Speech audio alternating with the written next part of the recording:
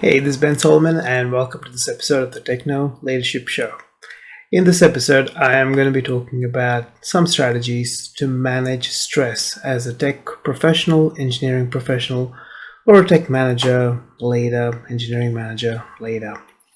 Well, stress management after all, doesn't matter what position we're in, what work we do, what industry we're in, doesn't matter. Now, stress. How does it happen? Why?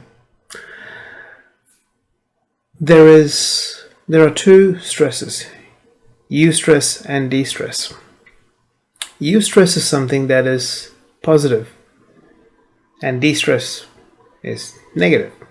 So eustress is like when we go to the gym, we put stress on the muscle fibers break and then rebuild stronger.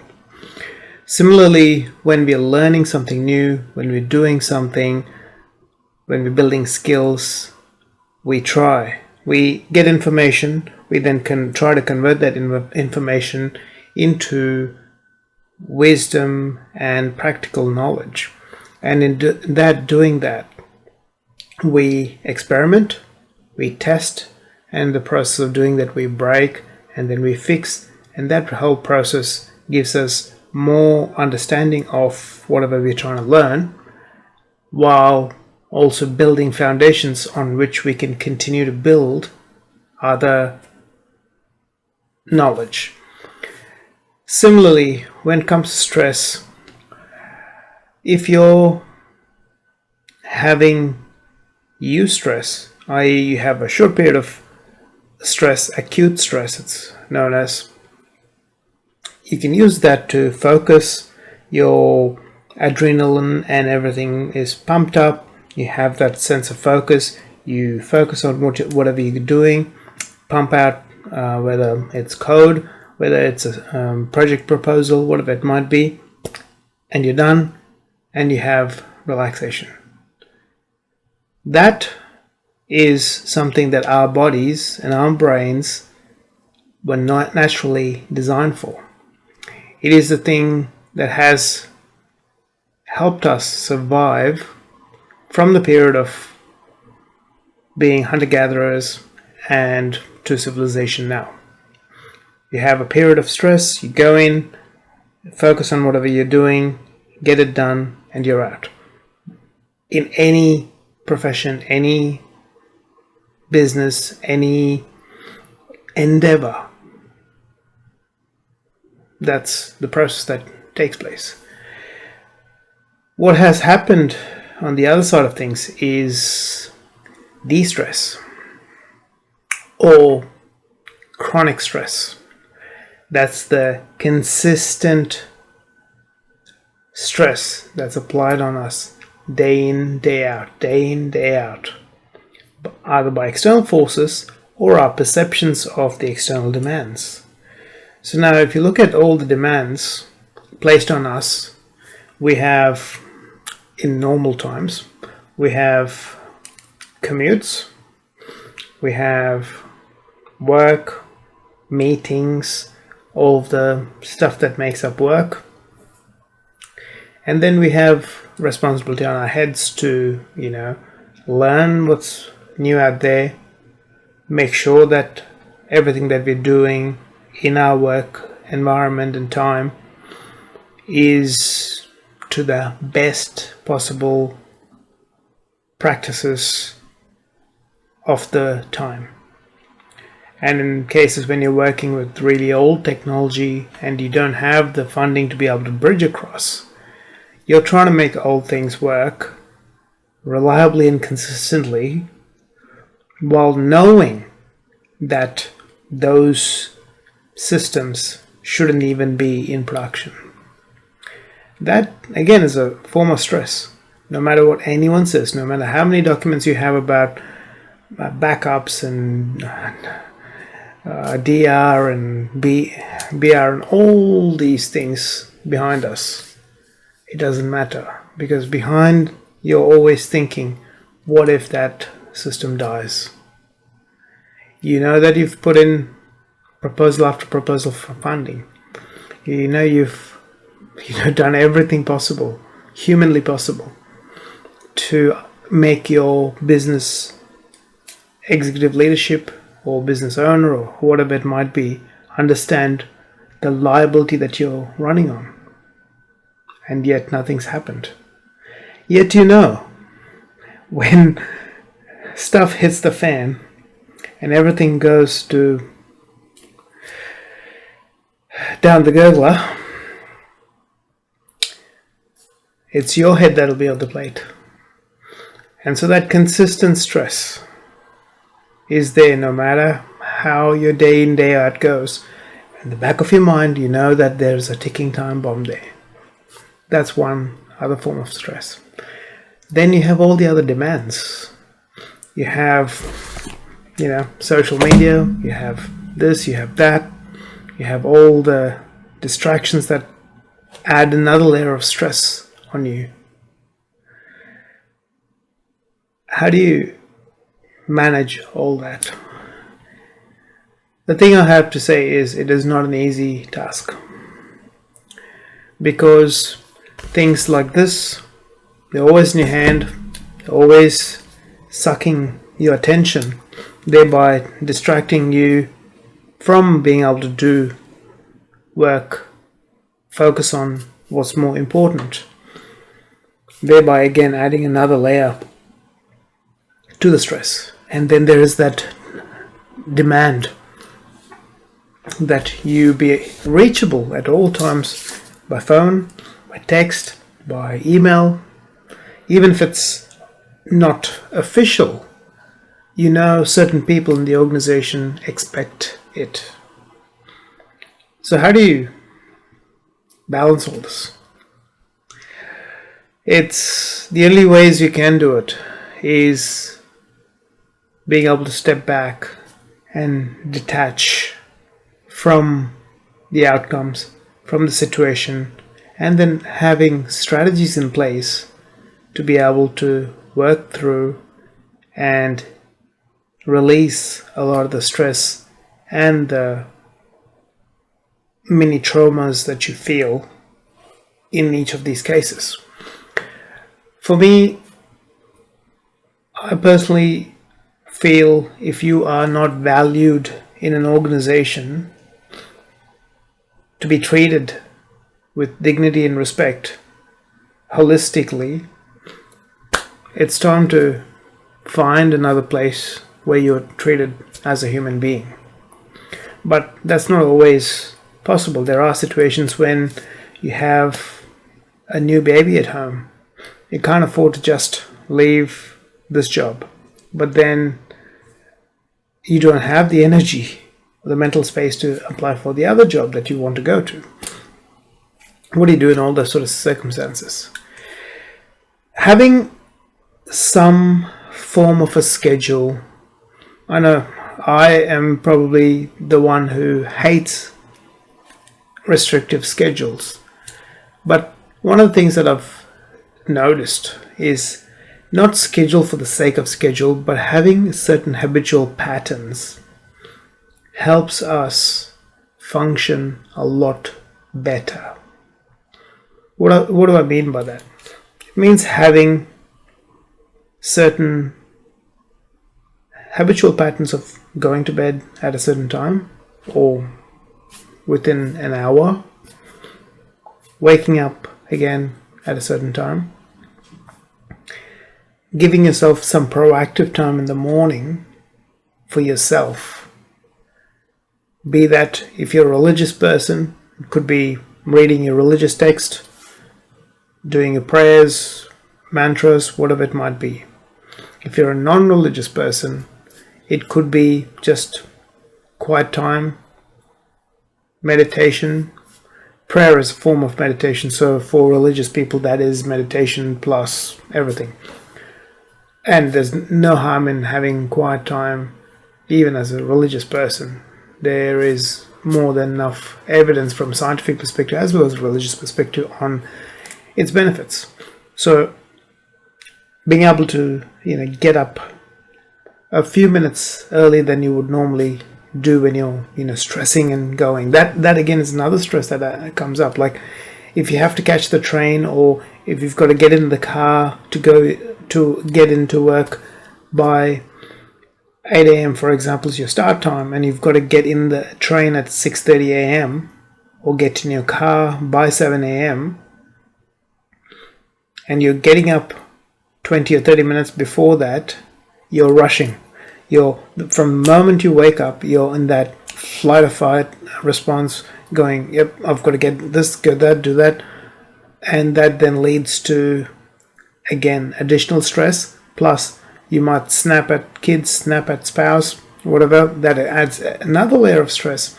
So it's death by 1,000 paper cuts, basically. You have all these things coming out. So if you can try to control some of this and create compartments that you can control. So the start of the day and end of the day are something that most of us to a large extent can control. Yes, when you have little babies in the first 3, 6, 9 months, it's not easy. But even then, you get a few moments of peace where you can do some of these things. So yeah, regular wake-up times, having some form of regular exercise times, having some form of practice, whether that's religious prayer or meditation, quiet time, even if it's 5 to 10 minutes, or even 2 minutes is better than nothing. Just being able to calm, just sit down. Every time the mind drifts somewhere else, just bring it back to the present and focus on the breathing. That's it. Doesn't have to be anything complex. I know there are various forms of meditation and all those sort of things. If you want to study that, do it, that's fine. But the simplest form is just focus on the breathing. Deep breath in, deep breath out, deep breath in, deep breath out. Just focus on that for 2 minutes. It brings you back in, so to speak. Gives you a sense of control. And then having certain things structured, whether it's reading a book for 5 minutes in the morning, something other.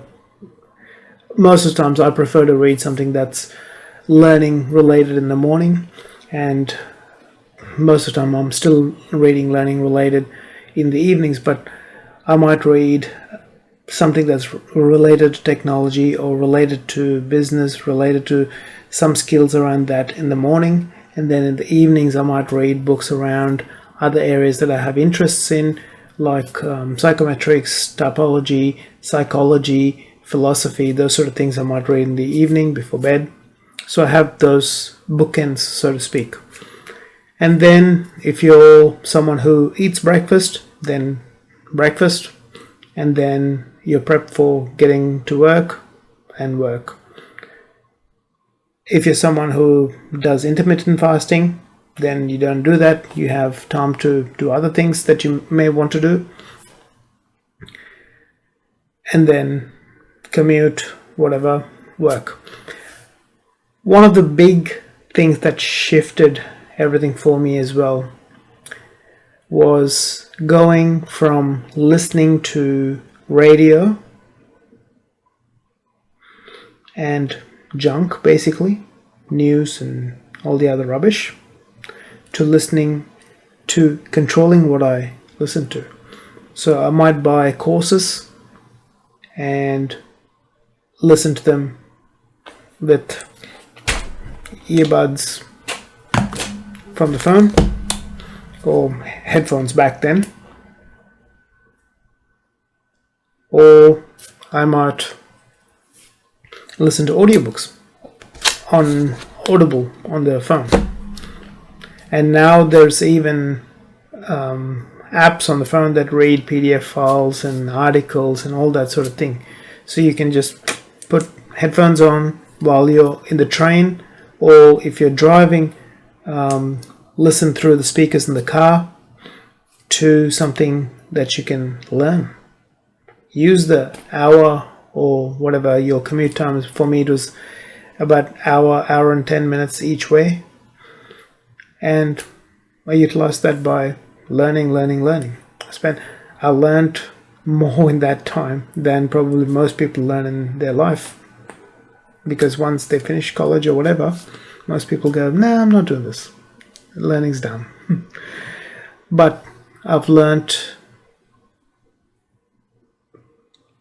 accumulated knowledge and understanding in different areas because of my ability to be able to do courses and listen to audiobooks this way. And then when you get to work, have a certain process to follow. So for example, let's say 8 a.m. is when you're meant to be at your desk, and you get there at 7:50. If you have a specific routine that you go in front for prep, you might get yourself a coffee, sit down. You might go through certain systems to see the status of everything in the business.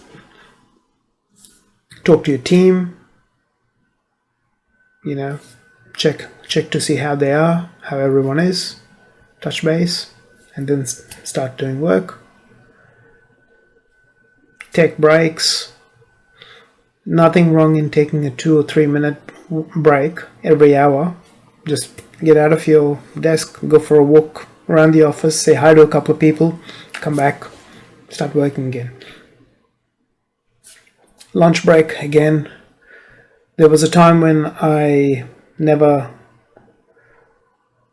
went out to the lunchroom sort of area and ate. I just sat in my office and ate or did things like that. And I still have times when I do that, but now I make more of an effort to go to a lunchroom and eat when I was working in organizations that had them. Because one, social factor. You get to know people, you get to know issues going on in the organization, keeps you in touch with everything, and it gives a human touch to a technical or engineering professional for other people to see you interacting with them and building relationships with them. And you get to know what's going on in the business, what's going on in other people's lives, all of those sort of good things. And then again, if you have certain things, like I prefer to get most of my project work done in the morning, and then in the afternoon, meetings, vendor conversations, those sort of things in the afternoon. Obviously, I had my team stand-ups in the morning and the afternoon, and then in the week, on the Friday afternoon, we just had a bit of fun, made the office environment fun for everyone. We might have a bit of a drink or whatever it was. Just shared fun time before we finish work. And we created an environment like that. And then again, you have commute. If you're listening to something that you can control, something that's positive, that's great. If you're listening to news, radio, talk shows, sports radio, all that's BS. It's a waste of your time. And they are masters at capturing your attention and wasting your time. Why not use that time to improve yourself, build some skills so that you can go to the next level up at work? Maybe you don't like the kind of career that you're in and you want to go into some other career. This is a time for you to learn, listen, and use that opportunity to build knowledge in another area. And then when you get home, have a certain decompression process, whether that's having a shower or just sitting in the backyard with family or whatever it might be. Like, find something that you feel relaxing, and some form of gratitude practice. This, I don't do it as consistently as I should, but when I do, it's beneficial. People say, write down 3 things that you're grateful for. I don't always do the writing down bit, but as part of my prayer process, I would think and be grateful for the things and the people in my life. That's my kids, my wife, good health, whatever it might be. And just being thankful for that is just puts you in a different mental frame. So those are all things that you can do to feel a level of control, and then also being able to have these breaks of stress for that hour work, few minutes break when you can release, and then come back and then you're working. That's again creating that environment of stress release to be able to do that. And similarly, holistically over your day, by having that the bookends the morning and the evening of either meditation, prayer, religious practice, reading books, just listening to calming music, all of these things at the top end of your day and the evening before bed, gives you that opportunity to be able to relax and create compartments along the way where you can release stress as best as possible and be more effective. And then weekends, holidays, make the most of it. It's not always easy. I understand. Of all people, I try to cram a lot into any free time that I get.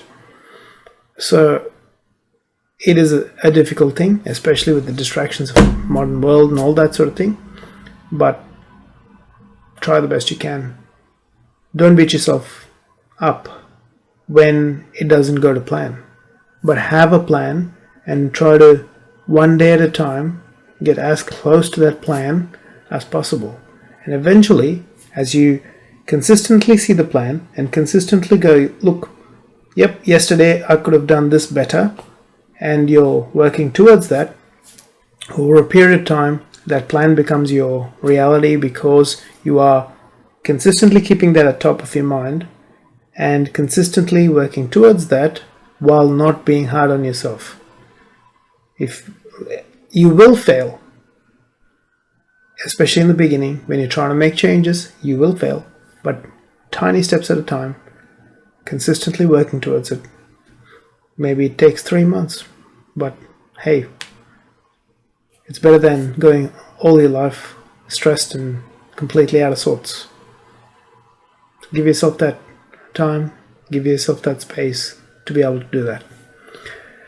I know this is a bit of a long episode, but it's something that is very important, especially for us who work in knowledge working businesses and roles, whether that's in technology or anything to do with thinking and consulting and creating value in that sense.